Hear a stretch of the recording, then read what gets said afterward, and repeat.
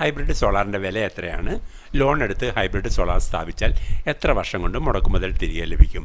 ആദ്യം തന്നെ എന്താണ് ഹൈബ്രിഡ് എന്ന് നോക്കാം. ഒരു ഓൺ ഗ്രിഡ് ഇൻവെർട്ടറും ഒരു ഓഫ് ഗ്രിഡ് ഇൻവെർട്ടറും ചേർന്നാണ് ഹൈബ്രിഡ്. പകൽ സമയം വൈദ്യുതി എക്സ്പോർട്ട് ചെയ്യുകയും അതേസമയം കറണ്ട് പോയാൽ ബാറ്ററിയിൽ നിന്ന് ഇത് പ്രവർത്തിക്കുകയും ചെയ്യും. ഹൈബ്രിഡിന് ലിഥിയം ബാറ്ററിയാണോ ലെഡ് ആസിഡ് ബാറ്ററിയാണോ ഏറെ നല്ലത്? ഒരു 5 യൂണിറ്റ് സ്റ്റോറേജുള്ള ലിഥിയം ബാറ്ററിക്ക് ലെഡ് ആസിഡ് ബാറ്ററിയേക്കാൾ ശരാശരി 70,000 രൂപ വില കൂടുതൽ വരുന്നു. ഹൈബ്രിഡിന് ലിഥിയം ബാറ്ററിയാണ് നല്ലത്. ഹൈബ്രിഡ് ഉപയോഗിച്ച് ഒരു എയർ കണ്ടീഷണറും വീട്ടിലെ ഉപകരണങ്ങളൊക്കെ വർക്ക് ചെയ്യാൻ സാധിക്കും. 1 ടണ്ണുള്ള 2 AC-യും വീട്ടിലെ ഉപകരണങ്ങളൂടെ ലിഥിയം ബാറ്ററിയിൽ കണക്ട് ചെയ്യാൻ സാധിക്കും. പക്ഷേ ലെഡ് ആസിഡ് ബാറ്ററിയിൽ അങ്ങനെ കണക്ട് ചെയ്യാൻ കഴിയില്ല. കാരണം കൂടുതൽ ഡിസ്ചാർജ് ആയാൽ ലെഡ് ആസിഡ് ബാറ്ററിയുടെ ലൈഫ് കുറയും.